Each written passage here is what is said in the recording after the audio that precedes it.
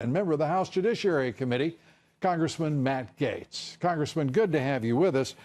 You have put out a very strong statement, and I just want to read the first line. It is shameful to see House GOP leadership emphasize support for FBI, DOJ intelligence collection on the Trump campaign. That's about as straightforward as you can put it.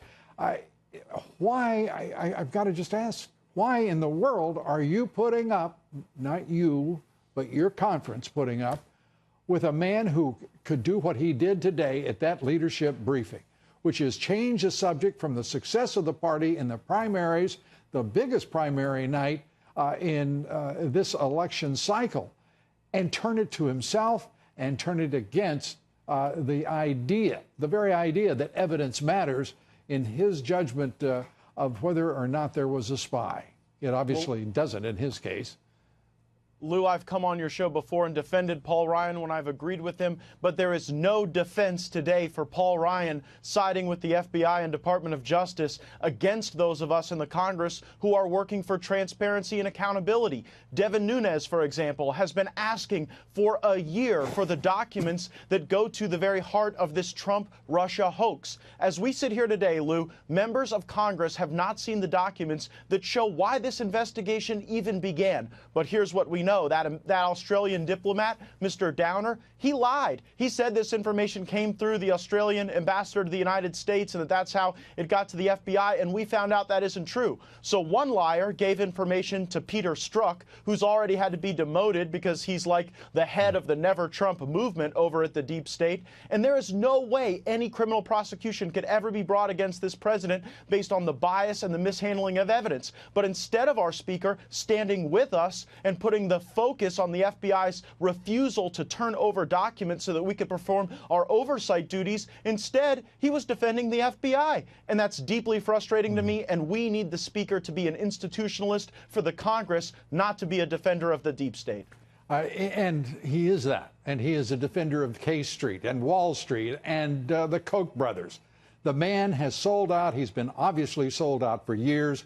And we just wanted to check the record. And let me ask you, can you think of a time that the speaker has been compelled to say there's no evidence of collusion whatsoever, despite financing a one-year investigation by the FBI, almost a year, and more than a year of the general counsel? I can't remember a single time that he has stood up and defended the president and said there is no evidence whatsoever of collusion, and that deeply troubles me.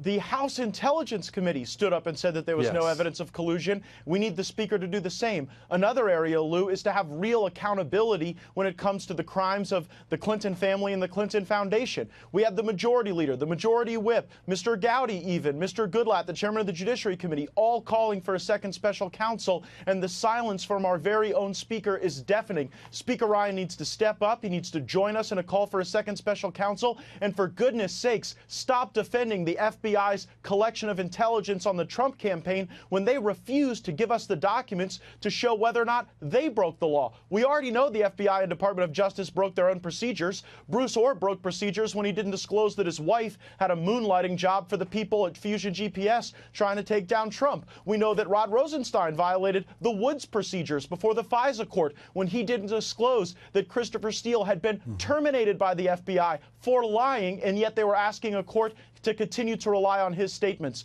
So time and again, we need stronger leadership from our speaker, supporting the work of those of us who are fighting in the trenches to get real answers for the American people. Let me ask you, Congressman, why in the world would your conference not say that's enough?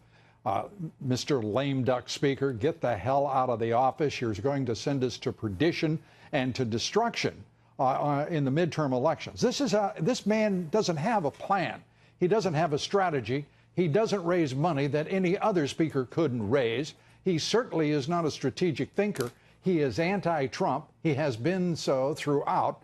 He is a disaster, and the disaster is going to consume your party. Do you not agree?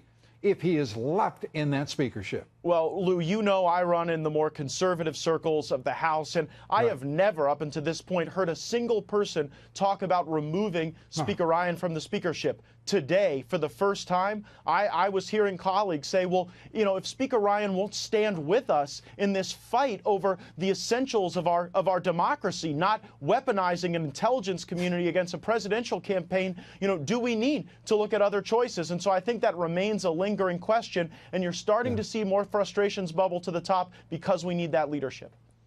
Congressman Matt Gaetz, great to have you with us. Thanks so much. Thank you, Lou.